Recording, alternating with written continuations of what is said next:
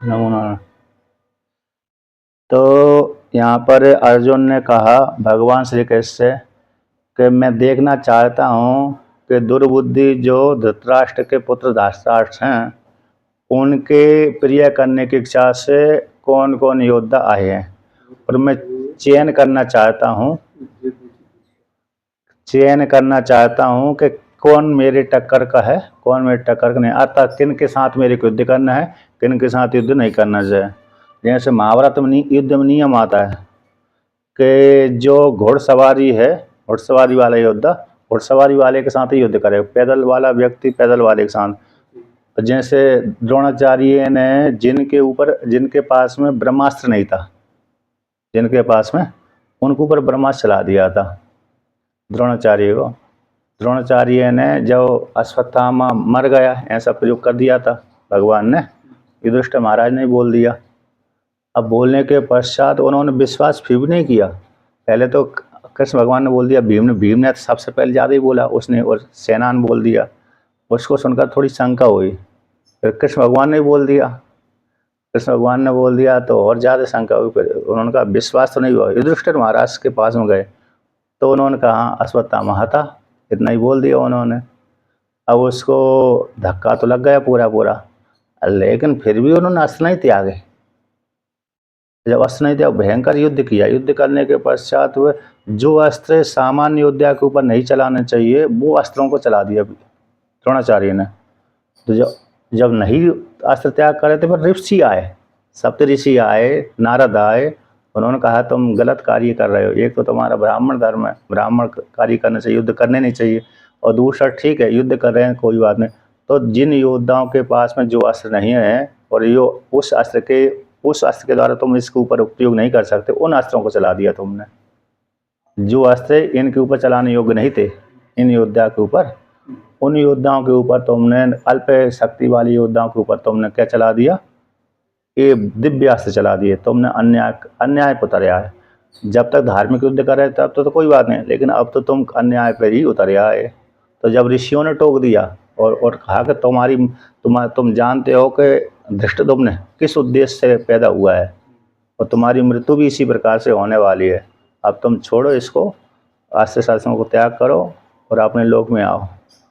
फिर अस्त्र शस्त्रों का त्याग किया, तब धृष्टद्युम्न ने बैठे हुए मारा। और ये जो कहा गया नरोवा कुंजरोवा, नरोवा नर बोल दिया जोर से, नर इसमें स्पष्ट नहीं आता, नरोवा कुंजरोवा महाभारत में ये प्रसंग है तो सही, अश्वत्थामा हता इतना बोल दिया। नरोवा कुंजरो मतलब प्रसिद्धि जो है, प्रसिद्धि है, लेकिन वो ऐसा नहीं आता है, मैंने पढ़ा तो था। हाँ, दूसरा शब्द का प्रयोग किया वहाँ पर, दूसरा शब्द का प्रयोग दूसरी जगह आया होगा, नरोवा कुंजरोवा, नरोवा कुंजरोवा, नरोवा। देखो अश्वत्थामा हतः, हो गया अश्वत्थामा हतः, अश्वत्थामा में कितने अक्षर हो रहे हैं? अश्वत्थामा में 4 हो गए। आधा अक्षर उसमें तो गिना जाता है, एक अक्षर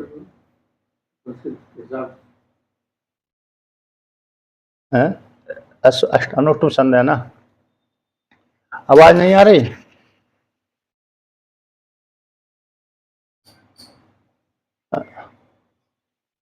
अच्छा,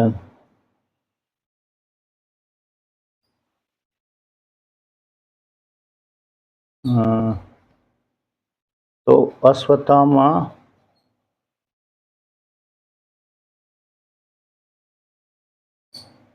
नहीं, वहां पर मैंने पढ़ा तो था,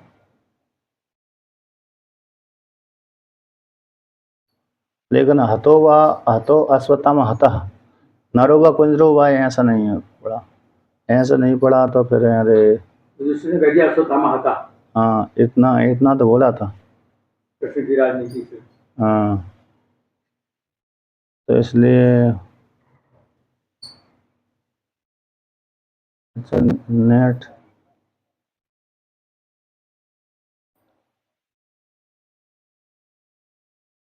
लेकिन वो महाभारत का सीन ऐसे ही रहा था, मतलब पूरा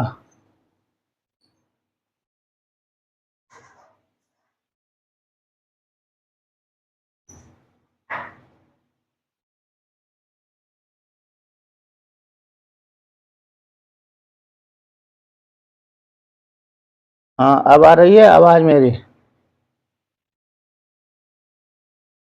ठीक।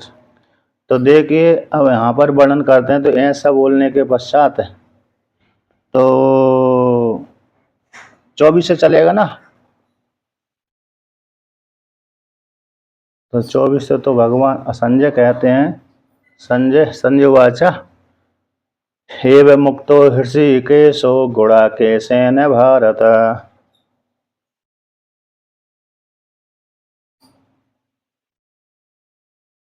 सेनयोरुभयोर्मध्ये स्थापयित्वा रथोत्तमम्।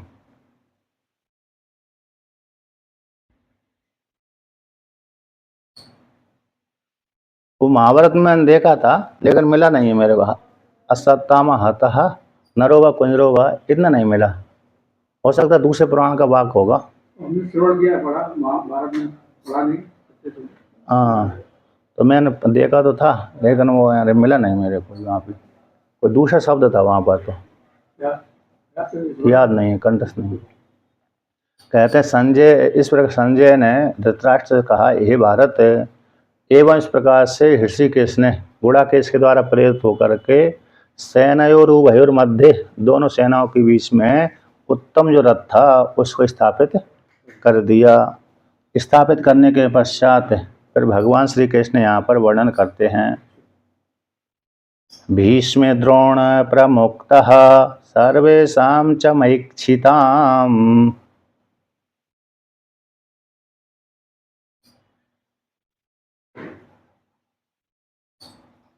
उवाच पार्थ पश्यैतान् समवेतान् कुरूनिति।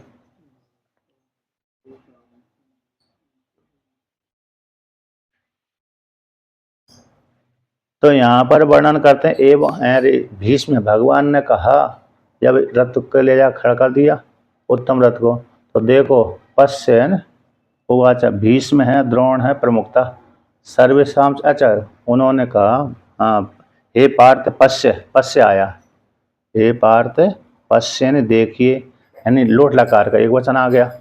तो एक वचन आ जाने से यहाँ पर वर्णन करते हैं कि देखो, आगे आ गई विधि लोट लकार का, तो देखो पश्य देखो। तो द्रोणाचार्य को और भीष्मपितामह को प्रधान रूप से और अन्य राजाओं को देखा। देखने के पश्चात उवाचा भगवान ने कहा कि उवाच पार्थ को कहा, हे पार्थ, इस प्रकार से देखो, एतान समवेतान कुरुनीति, जो आपके सामने एतान समवेतान एकत्रित हुए युद्ध क्षेत्र में युद्ध करने की इच्छा से अपने प्राणों को त्याग करके, प्राणों को त्याग कर दिया, धन संपत्ति ऐश्वर्य प्राणों को त्याग करके युद्ध करने की इच्छा से एक इन कुरुओं को कुरुक्षेत्र में कुरुओं को भी और अन्य सभी को राजाओं को देखो, महक्षिताम बोल दिया, सभी राजाओं को देखो इस प्रकार से। तो ऐसा भगवान ने कहा।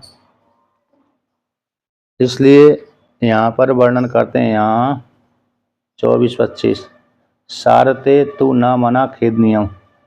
हे सारते, यहाँ पर बोलते हे सारते हे न मना खेदनियम। टीकाकार कहते हैं तुमको मन खेद नहीं करना चाहिए। अतः इस प्रकार से देखो, ये सारे राजाओं को देखो जो युद्ध करने की इच्छा से खड़े हुए हैं, ऐसा वर्णन किया। अब और उसी को राग कहते हैं, तत्र पश्य स्थितान् पार्थः पितॄनतः पितामहान्।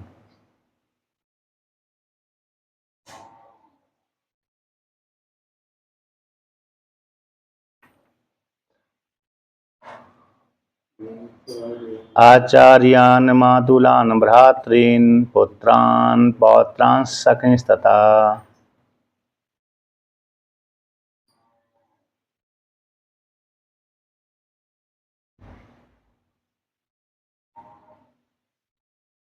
तो यहाँ पर कहते हैं, तत्र उस युद्ध क्षेत्र में, कुरुक्षेत्र में जो सारे एकत्रित हुए थे, तो वहाँ पर उन्होंने देखा था, अपश्यत देखा था, क्योंकि लुंग लकार हो गया, लंग लकार हो गया, अपश्यत देखा था, दृश्य प्रेक्षण धातु है तो पश्य आदेश हो जाता, देखा था।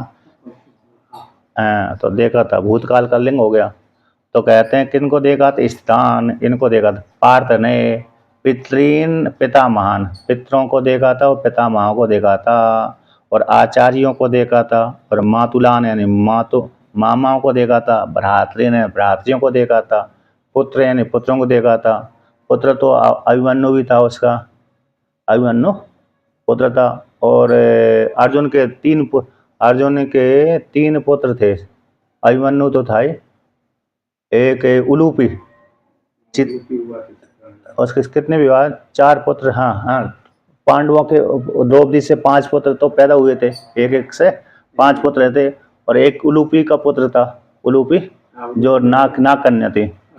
हाँ, और एक अरे जो था सुभद्रा का था। तो इन पुत्रों को, और क्योंकि वो चित्रांगदा का पुत्र नहीं आया, बब्रुवाहन, वो लड़ने के लिए नहीं आया था। उसका पिता तो आदि लड़ने आया होगा, उसका नाना, लेकिन अरे चित्रांगद नहीं आया था, इसलिए वो मरा ही नहीं है।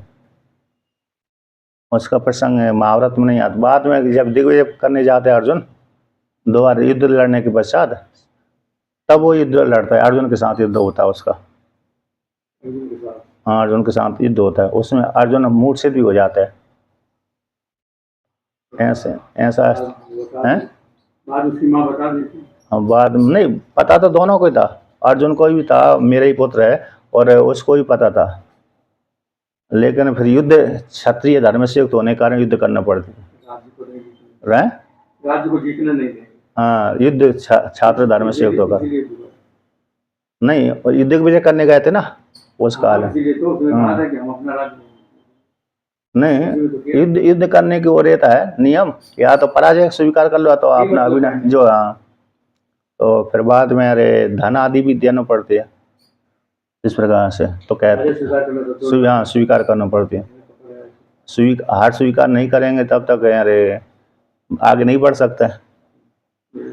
तो कहते हैं पुत्रों को, और फिर अरे इनको कौरवों के मतलब इनके अरे दुर्योधन का है पुत्र है, दुशासन का पुत्र है, इनके भी पुत्र थे ना। तो सबके पुत्रों को देखा, और पुत्रों के पुत्रों को भी देखा, जो अब आयु से बड़े थे, लेकिन अरे उनके पुत्र भी हो गए, तो उनके पुत्र भी पुत्र हो गए थे। पौत्रान देखा, पौत्रों को भी देखा, और सखीन यानी मित्रों को देखा, इस प्रकार से इनको देखा। स्वसुरान सुहृदश्चैव सेनयोरुभयोरपि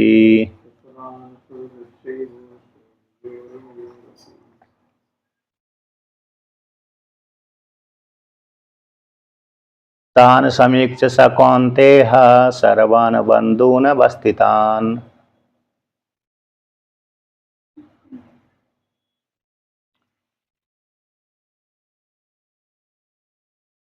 कहते ससुरों को देखा, उनके जो ससुर है, अरे कौन है, पांचाल नरेश भी थे, इधर दूसरे पक्ष के भी थे, आपस में कौरवों के और पांडवों के दोनों के ससुरों को देखा।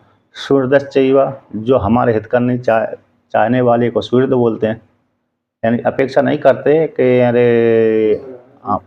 हित करें, बदले में हमको भी कुछ संपत्ति दें अथवा चुकाएं, हमारा मदद करें भविष्य में, इसको न चाहते हुए भी जो हित कर चाहता है उसको सुहृद बोलते हैं। जैसे भगवान श्री कृष्ण नहीं चाहते कि अरे ये पांडव अरे हमारा भी फिर भविष्य में मदद पहुंचाएंगे, उस उद्देश्य से हित नहीं कर देते, बल्कि अपनी तरफ से हित कर देते हैं। तो सुहृद हो गया। सेना और उभयोर मध्य, दोनों सेनाओं के बीच में इस प्रकार से देखा। तान समीक्ष, उन सबको देख करके उस कौन्ते ने कुंत्यः अपत्यमिति कौन्ते, तो कुंती की संतान कौन्ते बोलते हैं। कुंती भोज राजा की पुत्री थी, कुंती भोज की। कुंती भोज राजा के नाम से उसका नाम कुंती पड़ा, नहीं तो पिता नाम था उसका। नाम तो उसका जब पैदा हुई थी उसका नाम पिता रखा, लेकिन जब कुंती भोज राजा ने मांग लिया उसको दान में, जब मांग लिया तो उसके नाम से और नाम पड़ गया, कुंती पड़ गया। यानी एक ने पैदा किया, दूसरे के घर में चली गई, यानी कन्या के रूप में दान, दत्तक पुत्री, दत्तक बोलते हैं। तो इस प्रकार से उसने ऐसे कौन्ते ने सर्वान बंधु न अवस्थितान, सारे जो बंधु भाई बंधु थे, उन सारे युद्ध क्षेत्र में खड़े हुए थे, अपने ही खड़े हुए थे, सारे अपने ही अपने देखे। यद्यपि दूसरे राजा भी देखे, लेकिन प्राय करके अपनों में ज़्यादा वो होता है। तो कहते हैं कृपया पर्याविष्ट हो विषीदन्निदमब्रवीत्।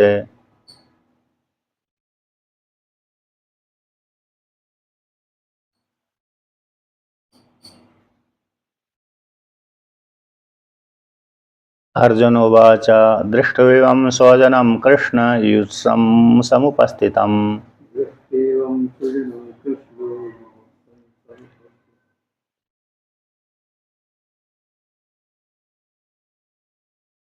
तो यहाँ पर वर्णन करते हैं कि कृपया पर्याविष्टो, कृपया परया आविष्टो विषीदन इदम अब्रवीत।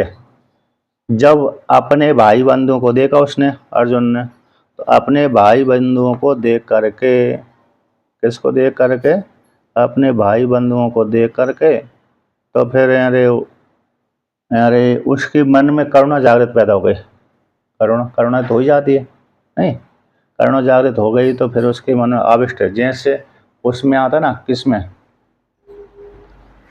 अरे नचिकेता, नचिकेता ही कहा था, जब पिता ने गाय दे दिया, तो गाय दे दी तो अपने हिस्से में बूढ़ी रख ली थी उस पिता ने, और पुत्र के हिस्से में जवान रख ली। अब बूढ़ी बूढ़ी तो गाय दे दिया, जब दान में दे दिया, अब दान को देख, ऐसे वृद्ध बूढ़ी गायों के दान को देख करके उसके मन में करुणा श्रद्धा प्रवेश, करुणा और श्रद्धा प्रवेश कर गई। उसने कहा कि जिस पिताजी ने स्वर्ग की प्राप्ति के लिए जो कर्म कर रहे थे वो तो त्रुटि हो गई, ये तो मेरे कारण ही त्रुटि हो रही है, मेरे कारण ही, क्योंकि पिताजी के मन में वो हो गया, लोभ पैदा हो गया कि पुत्र के हिस्सा की मैं नहीं दे सकता, तो अब मेरे कारण जो गाय नहीं दे रहा, तो मेरे कारण पुत्र पिता की नरक की प्राप्ति हो रही है। बूढ़ी गाय देने से नरक की प्राप्ति हो रही है, क्योंकि ऋतु तो ले जाएंगे नहीं, और ले भी गए तो गाली दे के जाएंगे। जवानी भर तो दूसरे ने दूध दुआ इनका, बुढ़ापे में सेवा करने के लिए दूसरे को दे दिया, तो ले जाने वाला ऋतु जी क्या देगा, गाली देकर जाएगा। तो इसलिए उसको जो उत्तम फल मिलने चाहिए उसके ना मिलकर के, उत्तम फल ना मिल करके विपरीत फल मिलेगा, तो इसलिए वहाँ पर नरक आदि की वर्णन कर दी। तो मेरे कारण पिता को नरक की प्राप्ति ना हो, इसलिए मैं स्वयं जब दान में चला जाऊँगा तो मेरे साथ साथ मेरे पीछे की जो गाय है, मेरे हिस्से की वो गाय भी चली जाएंगी। ऐसे जान कर गाय रूप दान को देकर श्रद्धा प्रवेश कर गई उसके, नचिकेता के। उसी प्रकार से यहाँ पर भी अपने भाई बंधु को देख करके श्रद्धा से युक्त हो गया। कृपया परया कृपया आविष्टो, तो पराधीन हो गया, स्नेह से युक्त हो गया, तो स्नेह से युक्त होकर के इदम अब्रवीत विषीदन, विषाद को प्राप्त होता हुआ कि मेरे जो हमारे भाई बंधु हैं इनके साथ मेरे को लड़ना है, और इनको इनके लिए तो राज की प्राप्ति चाहिए, इनके लिए तो राज चाह रहे थे, और यही मेरे सामने युद्ध करने के लिए खड़े हुए हैं, इनको मारना है, या तो ये मेरे को मारेंगे तो इनको मैं मारूंगा। इस प्रकार से विषाद को प्राप्त हुआ ही है, ऐसा कहा था। अर्जुन ने कहा दृष्टवा स्वजनम कृष्ण, हे कृष्ण देखो ये स्वजन हैं, इनको स्वजन को देखिए, युत्सम समुपस्थित, युत्सुम समुपस्थितम, युद्ध करने की इच्छा से यहाँ पर खड़े हुए हैं। यहाँ पर कृष्ण शब्द में यहाँ से उसको वाक्य आता है, कौन सा, कृषिर्भूवाचिक शब्दो णश्च निवृत्ति वाचिक तयोरैक्यम परम ब्रह्म कृष्ण इत्यभिधीयते। कृषि धातु से एक कृष्ण शब्द बनता है, कृषि भूवाचक, तो कृषि शब्द हो गए भूवाचक, भू सत्ता धातु, भू सत्ता में धातु, कृषि भूवाचक शब्द अणस्य निवृत्ति वाचक, अणस्य जो प्रत्यय होता है तो निवृत्ति का वाचक होता है, और दोनों को मिलाकर कर दिए ऐक्यम परम ब्रह्म, दोनों को कृष्ण और अणा को मिलाकर क्या कर दिया, ये परम ब्रह्म है कृष्ण। तो परम ब्रह्म को ही कृष्ण कहते हैं, निर्गुण निराकार परमात्मा ही कौन है, ब्रह्म है। इस प्रकार से वहाँ पर क्या शायद उपनिषद का मंत्र है, उपनिषद का ये जो मंत्र है ना, किसी उपनिषद में, पुराण में भी आता है, पुराण में भी आता है ये भगवान, ये कृष्ण भूवाच का शब्द और नश्य निवृत्तिवाज कहा तयोरैक्यम परम ब्रह्म कृष्ण इत्यादि दिए थे, मतलब उपनिषद का मंत्र है। उदाहरण तो स्मृति में भी आ जाता है, पुराणों में भी आ जाता है, तो उपनिषद का ही है। इस प्रकार से नहीं, 10 में नहीं है, कृष्ण उपनिषद में आएगा ना, 10 उपनिषद में तो ये रामकृष्ण विष्णु की चर्चा नहीं आती ना, तो उसमें अन्य में आते हैं। इस प्रकार से जो युद्ध करने की इच्छा से ही खड़े हुए हैं उनको हे कृष्ण तुम देखो, इन दृष्टवा देख कर इस प्रकार से अपने स्वजनों को देखा। फिर आगे वर्णन करते हैं, इनको देख कर भगवान श्री कृष्ण से ऐसा कहा, सीदंती मम गात्राणि मुखम च परिशुष्यति,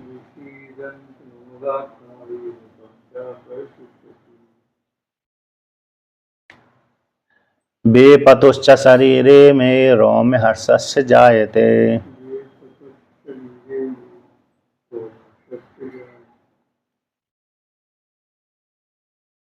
यहाँ पर टीकाकार कहते हैं देव अंशस्य अर्जुनस्य अनात्मविदः परदेशु आत्मीय अभिमान वतस तत् प्रियस्य युद्धारंभे तन्मृत्यु प्रसंग दर्शन शोको महान आसीत। यद्यपि देव के अंश से पैदा हुआ अर्जुन, देवताओं के अंश, क्योंकि नर नारायण हैं दोनों ही। एक तो इंद्र से पैदा हुआ अर्जुन और दूसरा नर ही था, वो तो नर और नारायण धर्म के पुत्र थे दोनों ही। तो ऐसे देवताओं के अंश से उत्पन्न होता हुआ अर्जुन का अनात्मविद, अनात्मविद अज्ञानी के समान पर देहों में दूसरे से अज्ञानी व्यक्ति दूसरे शरीर में आत्मबुद्धि कर लेते हैं, ऐसे अर्जुन का हो गया। कहते तत्प्रिय का, ऐसे उस शरीर को ही प्रिय मानने वाले, ऐसे अर्जुन का युद्ध आरंभ में, युद्ध के आरंभ में ही मृत्यु प्रसंग दर्शन, क्योंकि जब युद्ध करेंगे तो एक ना एक तो मरेगा, चाहे मैं मरूं चाहे सामने वाला मरे। इस प्रकार से ऐसा जो उसको ज्ञान देख करके के यदि मेरा शरीर छूट गया तो भाई बंधु का शरीर छूट गया तो मेरे को बड़ा कष्ट होगा, यह तो महान दुख आसीद। कहते तन मृत्यु प्रसंग दर्शनम सो को महान आसीद। ऐसे मृत्यु के प्रसंग को दर्शन ज्ञान को देख करके उसको अर्जुन को भयंकर शोक हो गया था, क्योंकि उसने शरीर में आत्मबुद्धि कर ली। यद्यपि देवताओं के अंश से पैदा हुआ था, किंतु शरीर में आत्मबुद्धि कर देने से स्वयं के शरीर को भी अथवा दूसरे शरीर का, इस शरीर वाला ही आत्मा है, इस हेतु शरीर को देख करके उसको कैसे मृत्यु को ज्ञान हुआ। आता ये मर जाएंगे तो मेरा क्या होगा, तो मैं मर जाऊंगा तो मेरा क्या होगा, हैं? हाँ, इस प्रकार से। तो अब आगे कहते हैं, इसलिए कहते हैं सीदंती मम गात्राणी, मेरे जो गात्र हैं अंग है, गात्राणी अंग होते हैं कि मेरे अंग कैसे, मम यानी मेरे अंग सीदंती, शीतल भाव को, शीत धातु है शीतल अर्थ में, तो सीध है सीदंती ने शीतल हो रहे हैं, यानी विस्तृण सात धातु ना, विस्तृण गति अब साध देने सो उसी अर्थ में ये। तो इस प्रकार शीतल भाव को प्राप्त हो गए, आता कार्य करना बंद कर दिया। मुखम च परिशुष्यति, और कहते हैं मुख भी सूख रहा है, शुष्यति सूख रहा है। बेपतुष्यम शरीर में कहते हैं बेपरी कंपनी धातु है, बेपरी कंपनी धातु से बेपतुष्यवंत, और मेरा कहते हैं शरीर भी है ना कंपन कर रहा है। और रोम हर्ष से जाए थे, ठंडी के समय में तो रोम खड़े हो जाते हैं, ठंडी के समय लगा कोई अथवा ऐसा दृश्य देख लो, दृश्य तो अपने आप ही वो रोम खड़े हो जाते हैं। यदि झुके हुए रोम है, चिपके हुए रोम है, तो कोई ऐसा दृश्य देख लिया, दृश्य देख करके अपने आप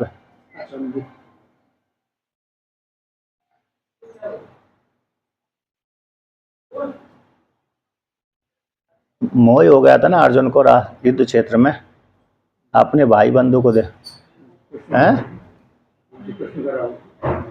जैसे अपने भाई बंधुओं को मरते समय कोई मारता है ना, मरता है स्वयं मारता है, तब उस काल में अपना दिखता है वहाँ पर।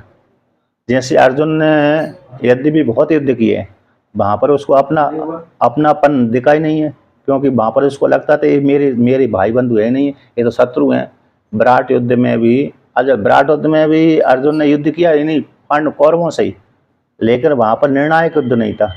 विराट युद्ध में निर्णायक युद्ध न होने से उसको मोह हुआ ही नहीं उसको, नहीं तो वहाँ भी हो जाता मोह, क्यों मैं करूँ अपने भाई बंधुओं क्यों मारूं, लेकिन वहाँ पर नहीं हुआ। नहीं मतलब मोह हो जाना चाहिए थी, लेकिन वहाँ पर निर्णायक युद्ध नहीं था। कुरुक्षेत्र का निर्णायक युद्ध है।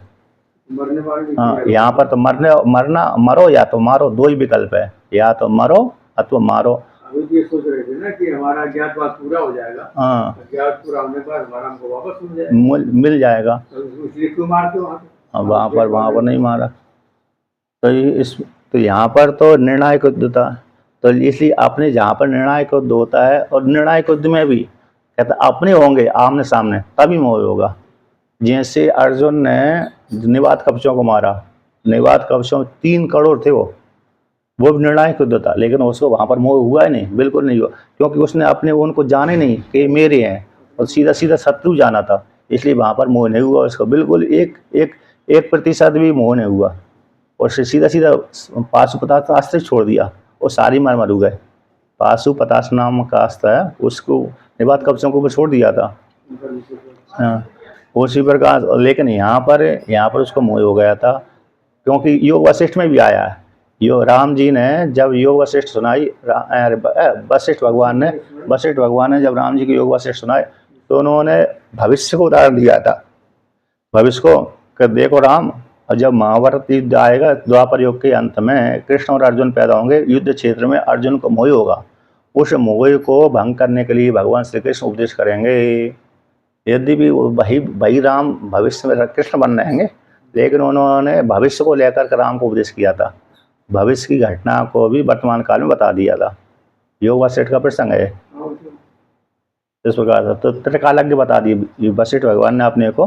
त्रिकालज्ञ ही तो बता दिया, भूतकाल की तो बता ही दिया, वर्तमान काल की बता ही रहे हैं, लेकिन भविष्य का ही बता दिया कि महाभारत काल में ऐसा भगवान श्री कृष्ण अर्जुन को जो मोह को प्राप्त हो जाएगा, उसको इस प्रकार से उपदेश करेंगे। तो योग वशिष्ठ में भी आता है। तो कहते हैं, अब यहाँ पर कहते हैं, तो कहते हैं सीदंती, और कहते रोम हस्त से जाए थे, यानी जब कोई भीवश ऐसा दृश्य देख लेते हैं, उस दृश्य को देख करके व्यक्ति कैसे हो जाता है, उसके शरीर में कंपन पैदा हो जाता है, रोम खड़े हो जाते हैं, और ठंडी के मारे तो अपने आप ही हो जाते हैं। जब कपकपी लगती है ठंडी में तो रोम खड़े हो जाते हैं एक एक, इस प्रकार से।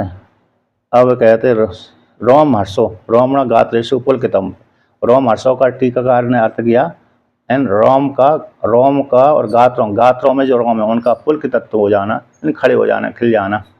खिलना ये ऐसे जब वो करना उसका छुई मुई का पौधा लाजवंती उसका नाम है, नहीं लाजवंती का नाम ही छुईवंती है। छुई मुई तो हिंदी का नाम हो गया, लाजवंती संस्कृत नाम हो गया उसका। तो लाजवंती को जैसे स्पर्श कर दो तो मुड़ जाती है उसका, और जैसे थोड़े आधे घंटे बाद अपने आप खिल जाती है, इस प्रकार लाजवंती है। अब कहते हैं अगला 30वां मंत्र, श्लोक कहते हैं गांडीवं संस्कृत है हस्तात् त्यक्चैव परिदह्यते।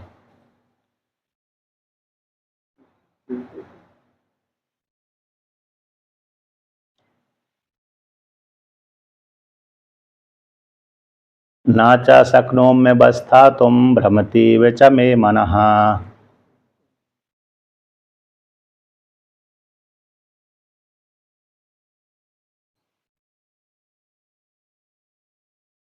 कहते हैं गांडीवम संस्कृत, संसु ध्रंसु भृंसु, ये 3 धातु हैं गन्य अर्थ में। तो संस्कृत का गांडीवम संस्कृत हस्तात में, मेरे हाथ से, मत हस्तात गांडीवम संस्कृत, मेरे हाथ से गांडीव धनुष छूट रहा है, गिर रहा है। संस्कृत धातु, अब संस्कृत धातु है गन्य अर्थ में। कहते तेरे त्वक चैव परिदह्य, त्वक चा एव परिदह्यति। कहते त्वचा, और जो त्वचा इंद्रिय है मेरी कैसी जल सी रही है, परिदह्यते धातु है जलने अर्थ में। तो त्वचा धातु, त्वचा है मेरी जल सी रही है।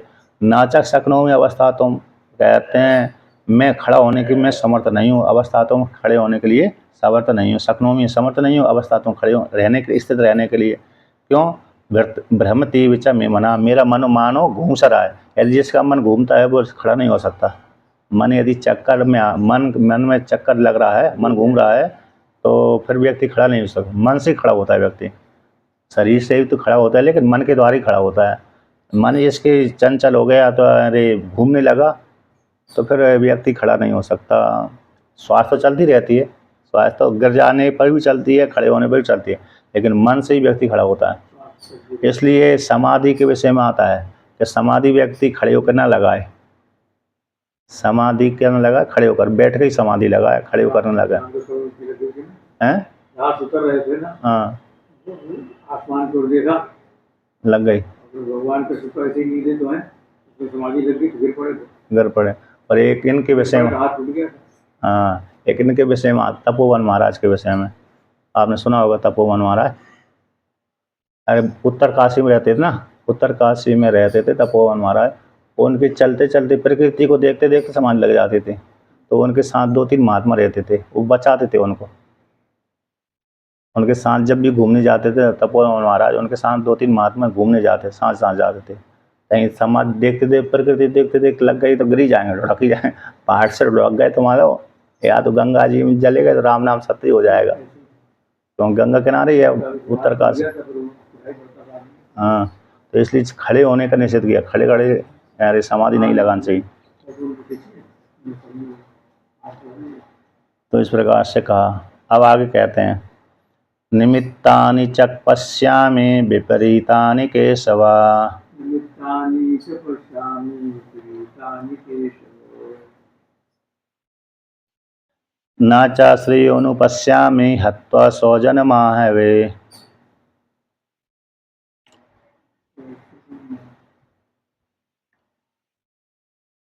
तो यहाँ पर वर्णन करते हैं कि निमित्तानि च पश्यामि विपरीतानि, हे केशव विपरीत निमित्तों को देख रहे हैं।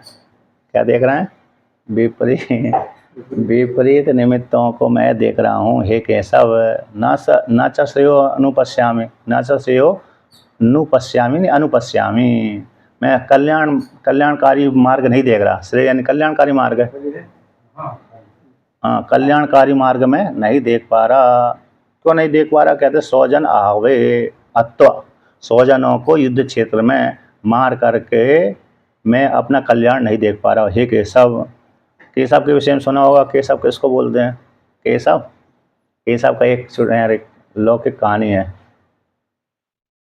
नहीं वहीं ढांक दो, रख दो उस कटोरी से, हाँ इस चीज डाल दो, उल्टे हाँ जैसे वो नहीं, उल्टा। तो केशव का अर्थ आता केशवम पतितम दृष्ट्वा, केशवम पतितम दृष्ट्वा द्रोणो हर्षमुपागतः रुदन्ति पांडवः सर्वे हा हा केशव केशव। केशव की व्याख्या सुनाई।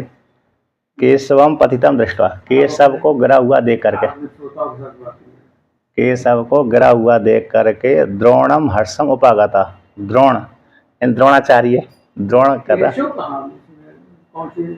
नहीं, कवि का ये तो कूट श्लोक है, इसको बोलना कूट श्लोक। नहीं एक नहीं, ये तो कूट श्लोक है ना, कूट, इसको बोलना कूट श्लोक। यानी शब्द कुछ और है, शब्द तो ये है स्पष्ट है, लेकिन अर्थ कुछ और ही निकल रहा है उसको।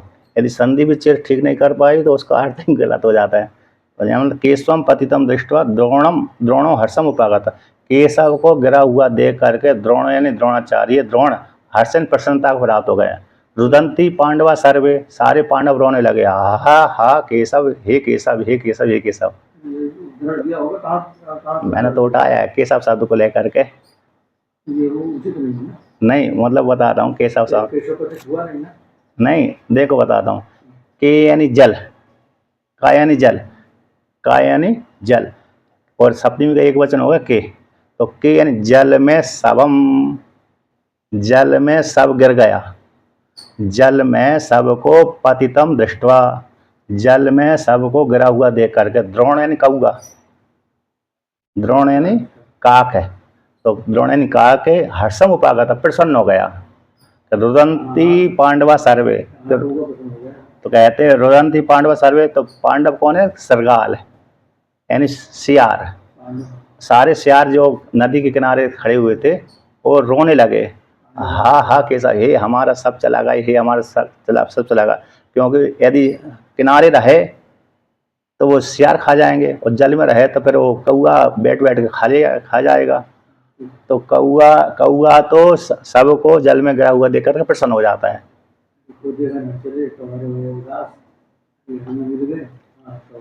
तो ये और ये श्रृगाल यानी सारे पांडव कहने सारे रोने लगे, हे कैसे हमारे मुख से चला गया, हमारे मुख से चला गया। एक कहाँ है?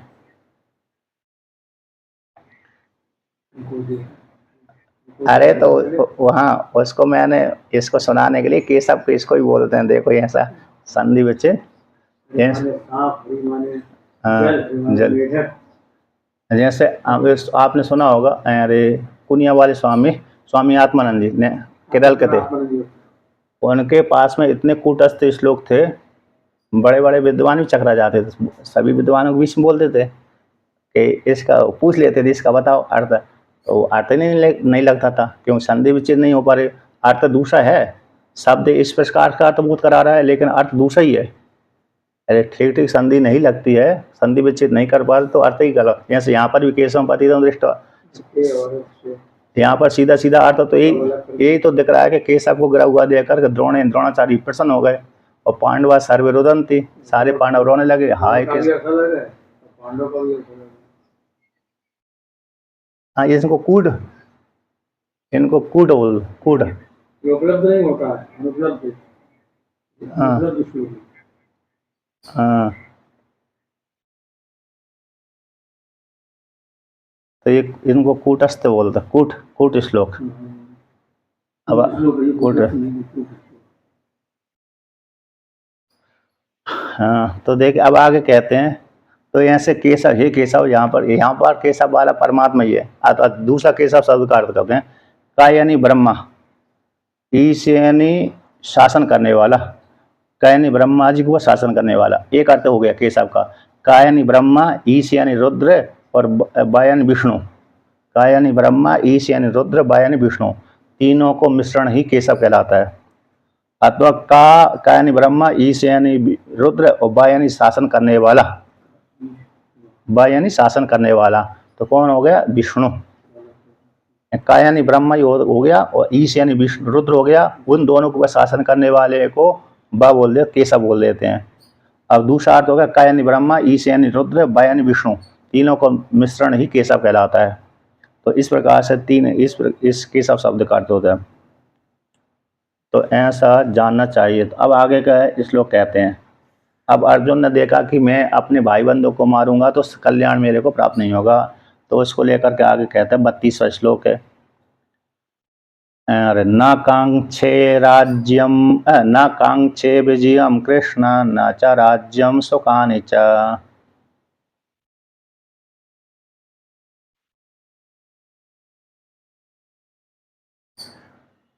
किम नो राज्येन गोविंद किम भोगैर्जीवितेन वा।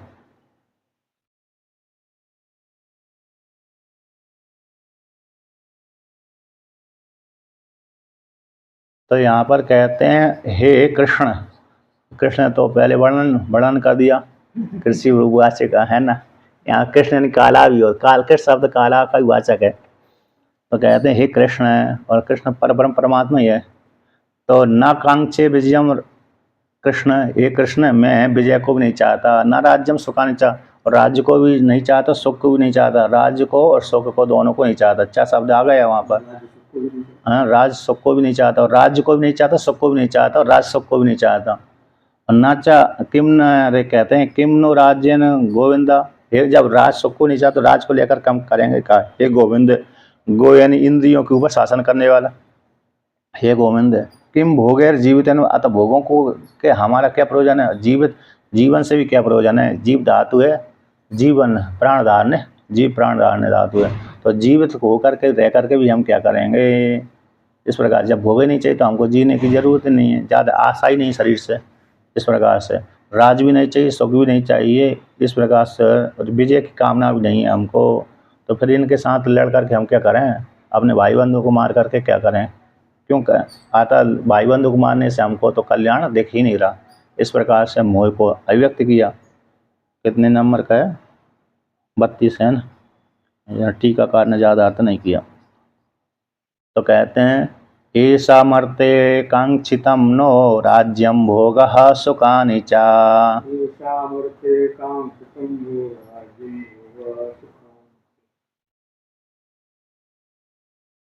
तयिमेव स्थिताः युद्धे प्राणांस्त्यक्त्वा धनानि च।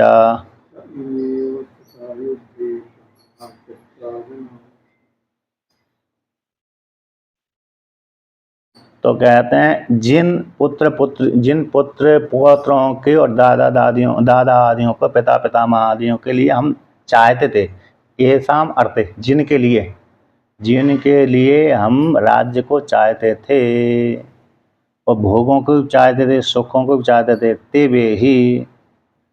वे ही ई में अवस्थिता युद्ध में खड़े हुए हैं। कौन? प्राणान त्यक्त्वा धनांचा, धन और प्राण को त्याग करके युद्ध करने के लिए, मरने मारने के लिए खड़े हुए हैं। जिनके लिए हम चाहते थे वही हमारे सामने खड़े हुए हैं, है ना। नो अस्माकम ऐसा, जिनके लिए कांचितम, और जिनके लिए हम राज्य चाहते थे, भोग चाहते, सुख चाहते थे, वो ही हमारे सामने, हमारे लिए हमारे सामने खड़े हुए हैं। इस प्रकार से अर्जुन ने कहा। अब कौन कौन खड़े हैं गिराता है। आचार्यः पितरः पुत्रास्तथैव च पितामहा,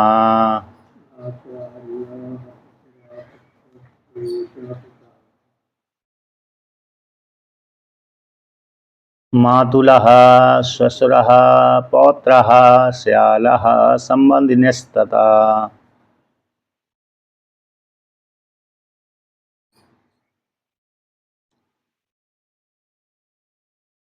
तो कहते हैं आचार्य, द्रोणाचार्य, कृपाचार्य, दो आचार्य हो गए, दो ही आचार्य थे उनके।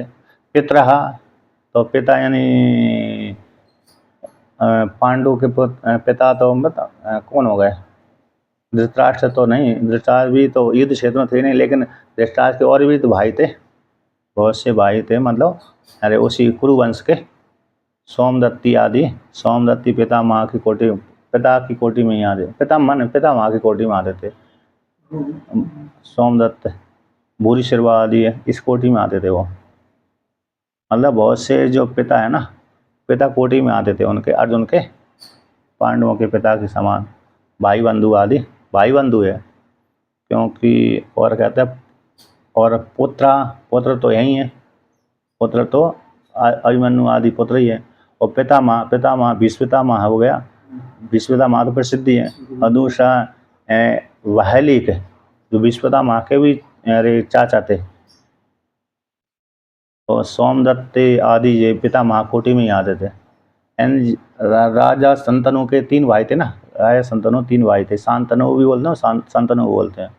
उनके हाथ में ये विशेषता थी, जो सतयुग में उनका नाम भिषज था, भेषज, यानी उन पूर्वजन्म का नाम, वो सूर्यवंश में पैदा हुए थे, रघुवंश में, महाभिषज उसका नाम था। और बाद में कोई ब्रह्मा जी की सभा में थोड़ा गंगा जी को इस प्रकार देख लिया, तो गंगा जी और श्राप दे दिया, तो वही संतनु पैदा हुए। अच्छा, संतनु रूप में पैदा हुए तो उस काल में उनके हाथ में एक करामात थी, जवान को छू देते, बूढ़े को छू देते तो जवान हो जाता था, रोगी है तो निरोगी हो जाता था। संतनु है ना, स्वस्थ शरीर वाले, संतनु का अर्थ है स्वस्थ शरीर, सुखमय शरीर वाले। तो उनके हाथ में ये विशेषता थी। महाभिषज नाम का राजा थे वो पूर्व जन्म में, इसलिए उनके हाथ में जिस जवान को, जिस बूढ़े को छुएंगे वो जवान हो जाएगा, जो रोगी को छुएंगे तो निरोग हो जाएगा। इसलिए प्रजा बहुत चाहती थी, लेकिन भीष्मपितामह के कारण फिर वो दुखी से हो गए। तो इस प्रकार से, लेकिन बड़े कुशल थे, योद्धा भी थे।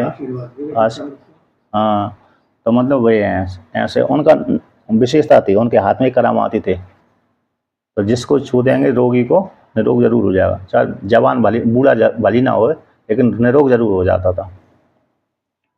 नहीं तो वो सारे बूढ़े होने के बाद चले जाएंगे, है कि नहीं। हो सकता राजा भी सोचे कहाँ था, इस चक्कर में पड़ गए, सभी को छूता भी नहीं होगा। नहीं, वो तो इच्छा मृत्यु वाले पितामह, नहीं वो तो शरीर से तो बनेगा, लेकिन वो उनके चले जाने के बाद तो अवस्था तो वैसी रहेगी, उन्हीं के काल में रहेगा, जवान हो जाएगा, फिर बढ़ेगी अवस्था, इस प्रकार से रहती है। वो तो बढ़ने लगती ना अवस्था, फिर नहीं, बहुत उम्र होने पर भी हाँ, उनमें वही जो अवस्था, हाँ, जो भीष्मपितामह का तेज कभी घटा नहीं। कहता पितामह मातुला तो हो गए शकुनु आदि मामा, और शल्य की हो गए, शल्य की, और शल्य आदि सुसरा, द्रुपद राजा आदि हो गए। पौत्र दोनों उनके दोनों की वर्णन करा, तो इसलिए शकुनी मामा हो गए ना, शकुनी, हाँ, शकुनी वो मामा हो गया है, जिनके नाम है, बस शकुनी की प्रसिद्धि है। और दूसरे की शल्य और शकुनी दोनों ही प्रसिद्धि है। हाँ, और ये उनके मामा थे। पांडवों के। पांडवों के। और कुंती भोज भी लड़ने आए थे, कुंती भोज है ना, लड़ने आए थे शायद, यहाँ पे कुंती के पिता कुंती भोज भी लड़ने आए थे, आए हैं, पीछे आए हैं।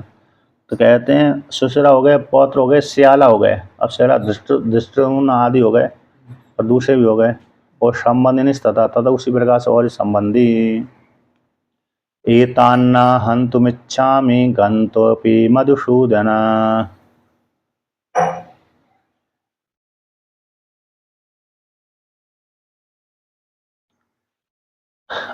अपि त्रैलोक्यराज्यस्य हेतोः किं नु मयि कृते।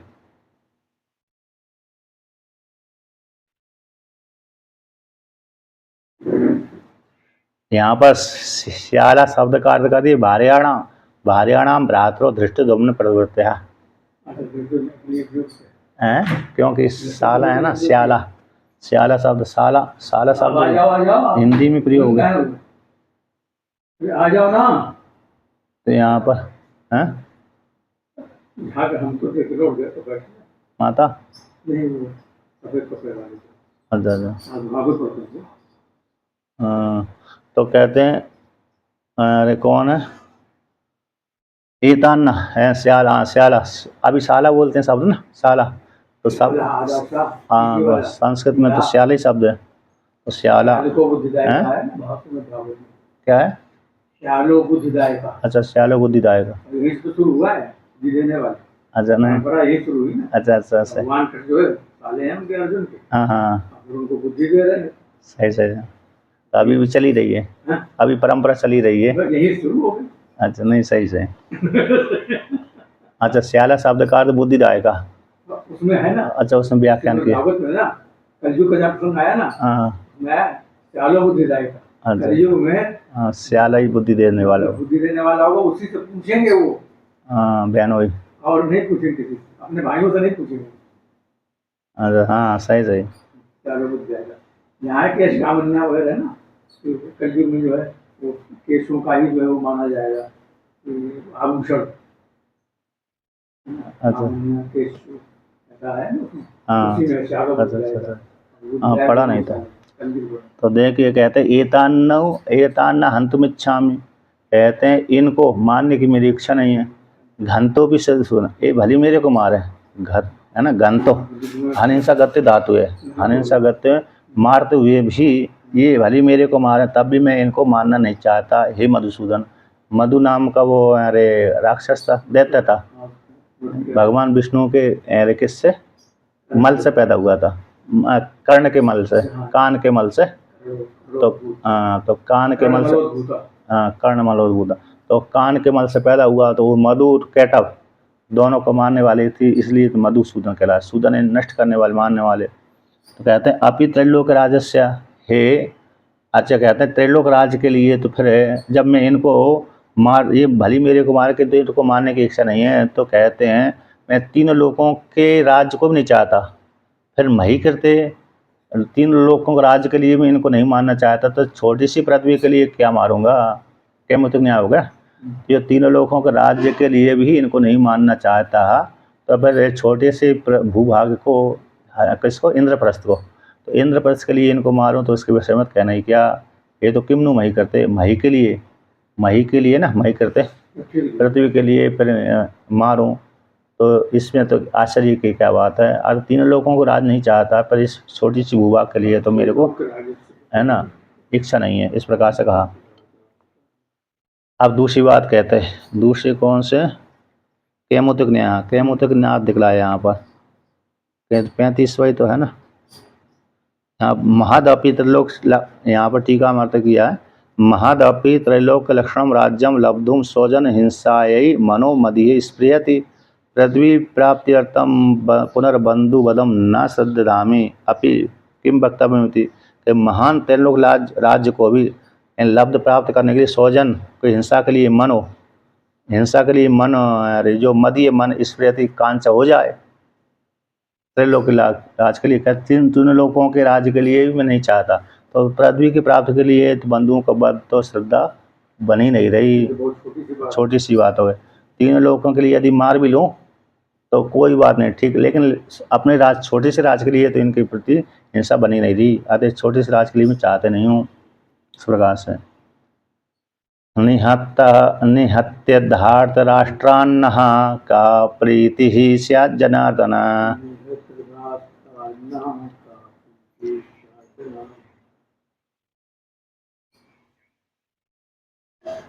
पापमेवाश्रेदस्मान् हत्वैता नाततायिनः।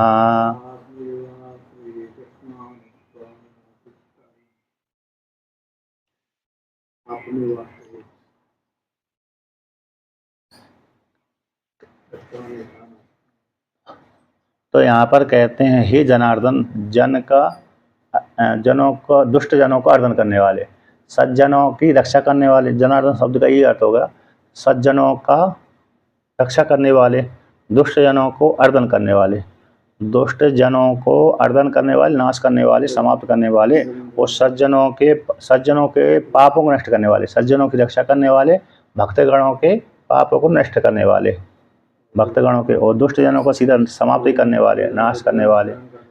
हे जनार्दन, कहते हैं धार्तराष्ट्रान निहत्ता नह का प्रीति स्यात्।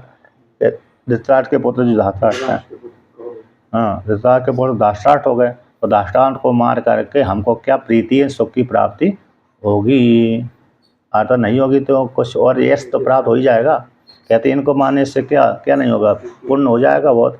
कि पाप में आश्रय थे, पाप की फल प्राप्ति, पुण्य तो नहीं हो रहा बल्कि पाप ही हो रहा है। पाप में आश्रय है ना, क्योंकि भाई बंधु को मानने से पाप रूप फल की प्राप्ति, भीष्मपिता में द्रोणाचार्य, और दूसरा भाई बंधुओं को मारने से पाप रूप फल की प्राप्ति होती। कहते हैं एक भाई दूसरे भाई को मार देता है तो उससे पाप रूप फल की प्राप्ति होती। भाई को नहीं मारना चाहिए। इसलिए पापम एव आश्रयेत, तो पाप रूप फल को ही हम प्राप्त होंगे।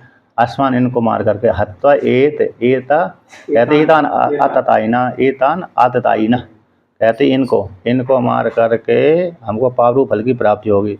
आतताई, यद्यपि आतताई हैं, तो इन आतताइयों को मारने से हमको पाप रूप फल की प्राप्ति होगी। आश्रय, पाप रूप फल की प्राप्ति हो जाएगी। आश्रय मतलब धर्म की स्थापना किया है, हाँ, मोह रूप फल की प्राप्ति हो गई। अच्छा, आतताई शब्द का लक्षण है यहाँ पर टीका में, योग वासिष्ठ में आता है। अग्निदो गर्दश्चैव शस्त्रपाणिर धनाप्यः क्षेत्रदाराप्यहारी च षडैते आततायिनः। अग्नि, जैसे बहुत से व्यक्ति आग जलाकर मार देते, घर में ही आग लगा दिया, लाक्षागृह भी होगा। इस इनमें मतलब मतलब दुर्योधन में 5 घटना घटी थी।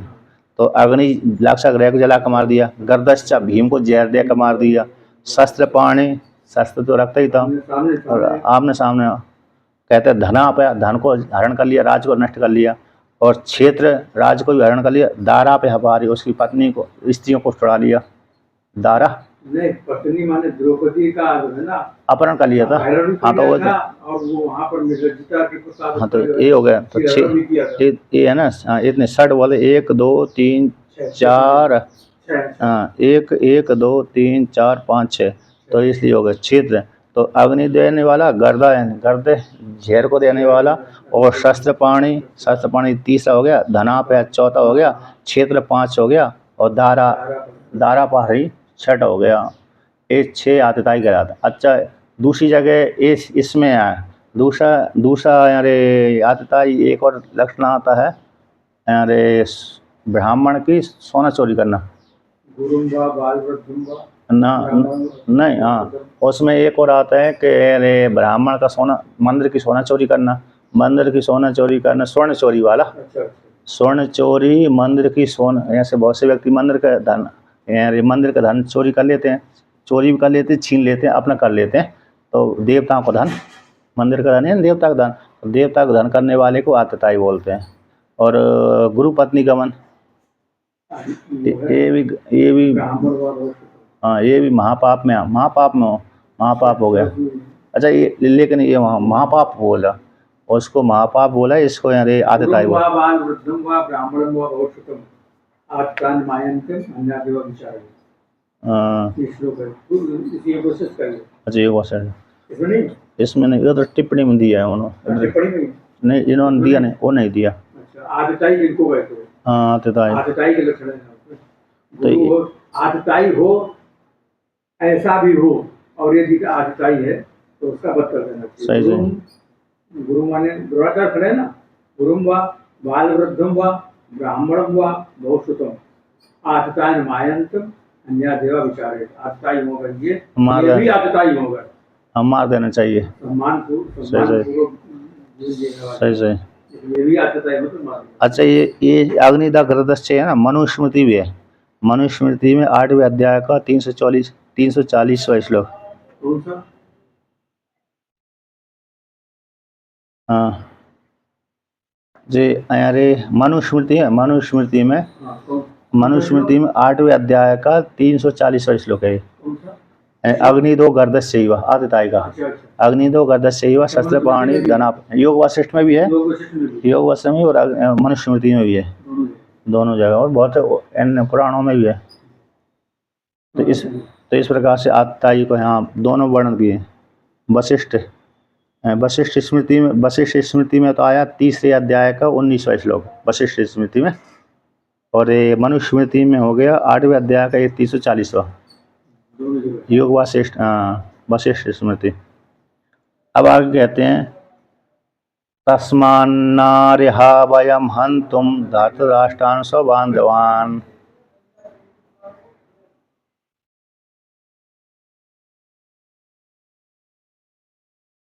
स्वजनम ही कथम हत्वा सुखिनः स्याम माधवः।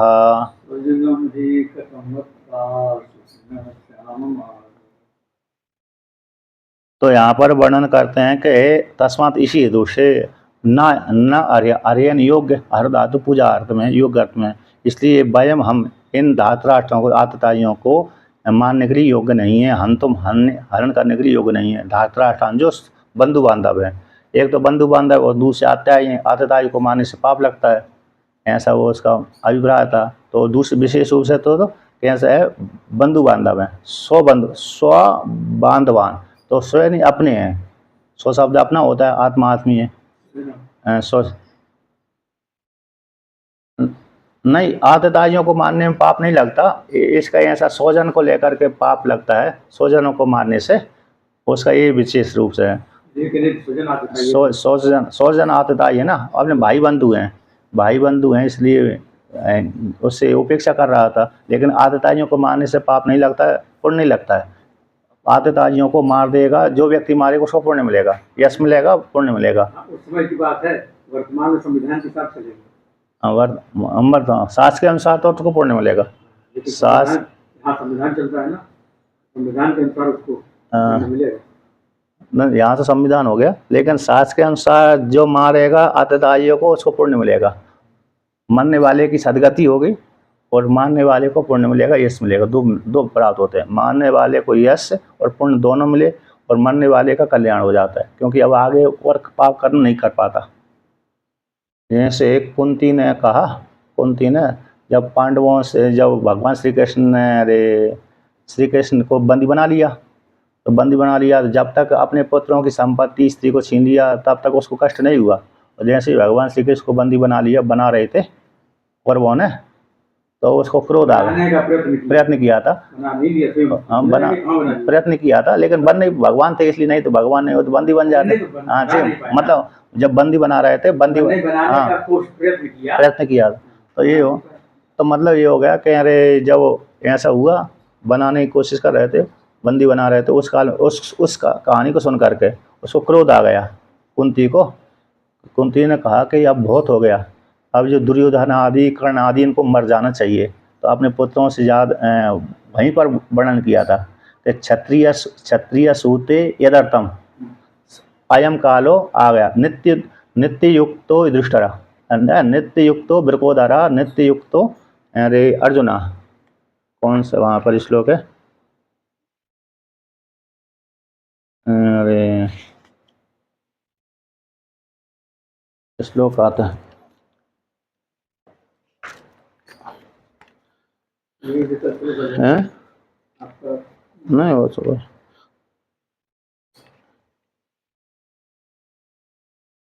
इसमें आया एतद, यहाँ पर कुंती ने कहा एतद धनंजयो वाच्यो नित्यो द्युक्तो वृकोदरः यदार्थम क्षत्रिया सूते तस्य कालो यमागतः।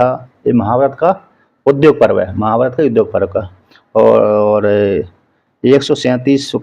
137वें अध्याय का 9वां और 10वां श्लोक आधा आधा है कि ये तो धनंजय वाचा, भगवान से कहा, अर्जुन श्री कृष्ण से कहा कुंती ने कि धनंजय से कहना, और नित्य जो उद्युक्त रहता है वृकोदरा, भीम से कहना कि यदार्थम क्षत्रिय सूत्र, जिसके लिए क्षत्रियाणी क्षत्रिय पुत्र को उत्पन्न करते हैं, तस उसका काल आ गया, और उसका काल अब आ गया। अब तुमको या तो मरो अथवा मारो, दो ही विकल्प है।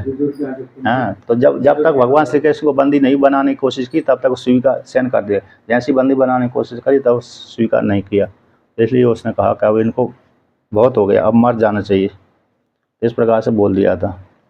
कहते इसलिए अब अर्जुन कहता है कि हम इसको मानने के लिए जो धाष्ट्राता हैं, बंधु बांधव हैं, इनको हम मानना नहीं चाहते, बंधु बांधवों को मारने के लिए योग्य नहीं है। और स्वजनम हत्या, स्वजनों को मार करके हे माधव वो कैसे सुखी रह सकते हैं हम। माधव यानी मधु, माधव बोलते हैं माँ यानी लक्ष्मी, माँ यानी लक्ष्मी, धव यानी पति, नहीं उसका यही अर्थ है। हाँ, तो माँ यानी लक्ष्मी हो गई, धव यानी पति, लक्ष्मी के पति। तो माधव हे लक्ष्मी के पति, तो स्वजनम हत्या, स्वजनों को मार करके कथम सुखी न श्याम माधवा, हे माधव हम कैसे सुखी हो सकते हैं, इस प्रकार से उसने कहा। अतः इनको हम मानना नहीं चाहते, हम इनको मानने के योग्य नहीं हैं, ये हम इनको मार करके हम सुखी कैसे हो सकते हैं, ऐसा कहा। इस प्रकार से आज का पाठ पूरा हुआ। ओम पूर्णमदः